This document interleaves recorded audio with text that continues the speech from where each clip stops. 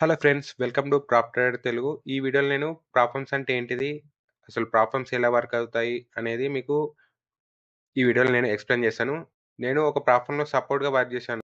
కాబట్టి నాకు back end అనేది ఎలా వర్క్ అవుతాయి? అసలు ప్రాబ్లమ్స్ అనేవి ఎలా వర్క్ అవుతాయి? ఎలా ప్రాఫిట్స్ అనేవి మనకి ఇస్తుంది? అనేది మీకు ఈ వీడియోలో నేను క్లియర్‌గా ఎక్స్‌ప్లెయిన్ చేశాను. So, first what is prop firm? Prop firm అంటే ఫుల్ ఫార్మ్ వచ్చేసి ప్రొప్రైటరీ ఫర్మ్. సో, ఇది మనకు క్యాపిటల్ అనేది ప్రొవైడ్ చేస్తుంది. ఈ ప్రాబ్లమ్స్ అనేవి చాలా కంపెనీస్ ఉంటాయి. ఇందులో మనకి బెస్ట్ ప్లాట్‌ఫార్మ్ అనేది ఎలా సెలెక్ట్ జేసుకోవాలనేది నేను ఒక సెపరేట్ వీడియో చేస్తాను. సో, ఒక కంపెనీ మీరు సెలెక్ట్ చేసుకున్న తర్వాత అందులో మీకు డిఫరెంట్ ఛాలెంజెస్ అకౌంట్ సైజెస్ అనేవి ఉంటాయి. సో, 5,000, 10,000, 25,000, 50,000, 100,000 ఇవి ఈ అకౌంట్ సైజ్ అనేది డాలర్స్‌లో ఉంటది.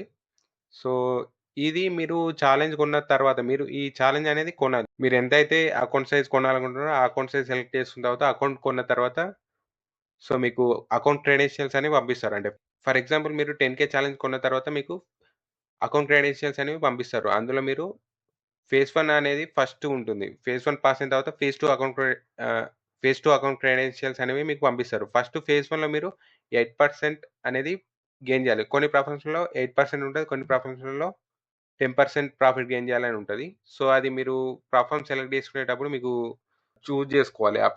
ప్రాఫిట్ టార్గెట్ ఎంతుంది? దాన్ని బట్టి మీరు ఆ ప్లాట్‌ఫార్మ్ అనేది సెలెక్ట్ జేసుకోవచ్చు. సో, మీరు ఫేజ్ 1లో ఇంత ప్రాఫిట్ గెయిన్ చేసిన తర్వాత మీకు అగైన్ ఫేజ్ 2 క్రెడెన్షియల్స్ అనేవి మళ్ళీ పంపిస్తారు. అందులో మీరు మళ్ళీ 5% అనేది గెయిన్ జేయాలి. 5% గెయిన్ చేసిన తర్వాత మీకు ఫండెడ్ అకౌంట్ ఒస్తది. అలాగే మీరు ఫేజ్ 1, ఫేజ్ 2లో రూల్స్ అనేవి ఫాలో కావాలి. మీకు ఈ రూల్స్ అనేవి ప్లాట్‌ఫార్మ్ టు ప్లాట్‌ఫార్మ్ చేంజ్ అవుతూ ఉంటాయి. సో, ఒక్కొక్క ప్లాట్‌ఫార్మ్‌లో ఒక్కొక్క డిఫరెంట్ రూల్స్ ఉంటాయి. సో, అవి మీరు ఫ్రీక్వెంట్‌లీ ఆస్క్డ్ క్వెషన్స్‌లలో రూల్స్ అనేవి క్లియర్‌గా మెన్షన్ చేసి ఉంటాయి.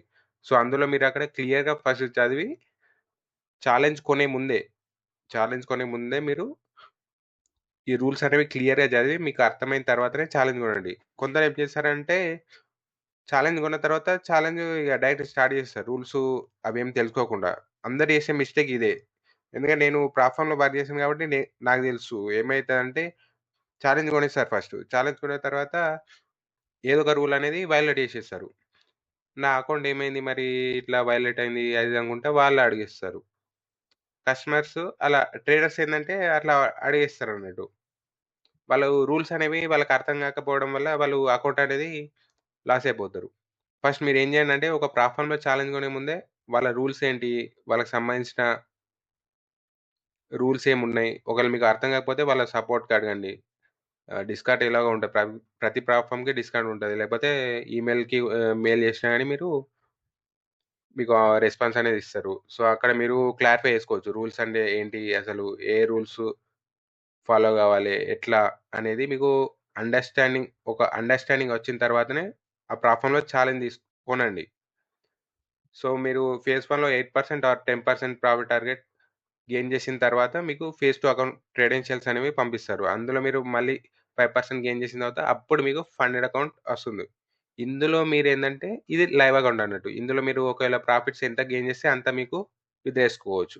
ఫర్ ఎగ్జాంపుల్ మీరు ఈ ఫండెడ్ అకౌంట్‌లో మీరు $1000 గెయిన్ చేశారు ప్రాఫిట్. అందులో నుంచి మీకు 80% అంటే ఎయిట్ $800 మీకు ప్రాఫిట్ విత్‌డ్రా చేసుకోవచ్చు. ఒకవేళ మీరు స్టాక్ మార్కెట్‌లో ఇన్వెస్ట్ చేసుంటే మీరు ఓన్ క్యాపిటల్ అనేది ఇన్వెస్ట్ చేయాలి. సో, అక్కడ లివరేజ్ కూడా తక్కువుంటది. ప్లాట్‌ఫార్మ్స్‌లో ఏందంటే 1:100 ఉంటుంది. సో, ప్లాట్‌ఫార్మ్స్‌లో మీకు తక్కువ రిస్క్ తోటి ఎక్కువ ప్రాఫిట్స్ గెయిన్ చేయొచ్చన్నట్టు. ప్లాట్‌ఫార్మ్స్ అనేవి చాలా యూజ్‌ఫుల్. స్టాక్ మార్కెట్‌తో కంపేర్ చేస్తే మీరు ఇక్కడ ఎక్కువ ప్రాఫిట్స్ అనేవి గెయిన్ చేయొచ్చు. సో, మీరు తప్పకుండా ప్లాట్‌ఫార్మ్స్ అనేవి యూజ్ చేసుకొని మీరు ప్రాఫిట్స్ అనేవి ఈజీగా గెయిన్ జేయొచ్చు.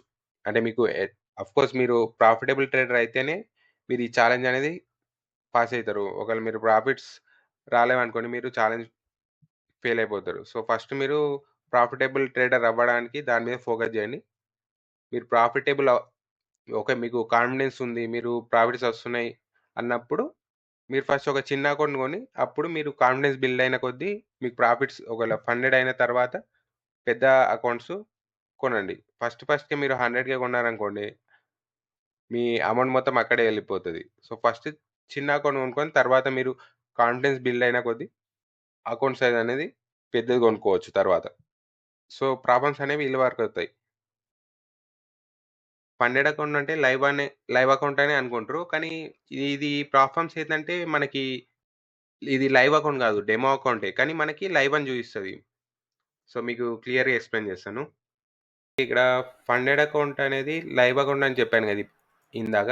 సో, ఇది లైవ్ అకౌంట్ అనేది వాళ్ళు లైవ్ మార్కెట్‌లోకి ఎగ్జిక్యూట్ జేయరు. కొన్ని ప్లాట్‌ఫార్మ్స్ కొన్ని ఎగ్జిక్యూట్ చేస్తాయి. కొన్ని లైవ్ మార్కెట్‌లోకి ఎగ్జిక్యూట్ జేయవు.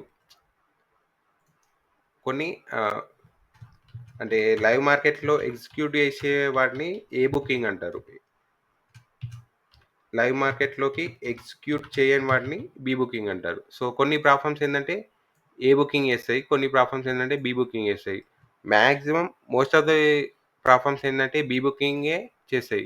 ఎందుకంటే వాళ్ళ రియల్ మనీ అనేది రిస్క్ చేయరు. అందుకే వాళ్ళు ఏందంటే బీ బుకింగ్ చేస్తారు. బీ బుకింగ్ ఏంటంటే మనకి మనం ఫండెడ్ అకౌంట్‌లో తీసుకున్న ట్రేడ్స్ అనేవి లైవ్ మార్కెట్‌లో ఎగ్జిక్యూట్ కావు. అంటే వాళ్ళ రియల్ మనీ అనేది ఇన్వాల్వ్ అయ్యి ఉండదన్నమాట. సో, మనకి డెమో ట్రేడింగ్ చేసినట్టే. కానీ మనకి ప్రాఫిట్స్ గెయిన్ చేస్తే మాత్రం మనకి 80% ప్రాఫిట్ అనేది ఇస్తారు. ఈ 80% ప్రాఫిట్ అనేది మనకి ఎలా ఇస్తారు అంటే, ఇక్కడ ప్లాట్‌ఫార్మ్స్‌లో మామూలుగా ఇన్ జనరల్ ట్రేడింగ్‌లో ఏందంటే, ఇప్పుడు 100 మెంబర్స్ ఛాలెంజ్ కొంటే అందులో 90% ఫెయిల్ అవుతారు. 90% ఫెయిల్ అవుతారు. అంటే 90 మెంబర్స్ ఫెయిల్ అవుతారు. మిగిలిన 10 మెంబర్స్ ఫండెడ్ అవుతారు. సో, ఈ 90 మెంబర్స్ ఎంతైతే ఇప్పుడు ఛాలెంజ్‌కి ఫీ పే చేస్తారు గదా! ఈ 90 మెంబర్స్ ఫీ, ఈ 10 మెంబర్స్ ప్రాఫిట్ ఒకవేళ గెయిన్ చేస్తే ఫండెడ్ అకౌంట్ వచ్చిన తర్వాత ప్రాఫిట్స్ గెయిన్ చేస్తే, ఈ 90 మెంబర్స్ ఎవరైతే ఛాలెంజ్ ఫీ పే చేసి ఫెయిల్ అయిన వాళ్ళు ఉంటారో, ఆ ఛాలెంజ్ ఫీ నుంచే వీళ్ళకి ప్రాఫిట్స్ అనేవి పే చేస్తారన్నమాట. సో, ఇలా ప్రాబ్లమ్ అనేది ఇలా వర్క్ అవుతుంది. బీ బుకింగ్ మాక్సిమం ప్రాబ్లమ్స్ అనేవి బీ బుకింగ్ చేసేటివన్నీ ఇలానే చేస్తాయి. ఇప్పుడు 90% ఫెయిల్ అయితారు కాబట్టి, ఆ 90% ఛాలెంజ్ ఫీ ఉంటది గదా! అందులో నుంచి ఈ 10% ఎవరైతే పాస్ అయితారో వాళ్ళకి ప్రాఫిట్ స్ప్లిట్ అనేది పే చేస్తారనమాట. ప్రాబ్లమ్స్ గురించి మీకు అర్థమైందని అనుకుంటున్నాను. ఒకవేళ మీకేదైనా డౌట్స్ ఉంటే కింద కామెంట్ సెక్షన్‌లో కామెంట్ చేయండి. నేను రిప్లై ఇస్తాను. అలాగే వీడియోని లైక్ చేయండి. అలాగే సబ్స్క్రైబ్ చేసుకోండి. Thank you for watching.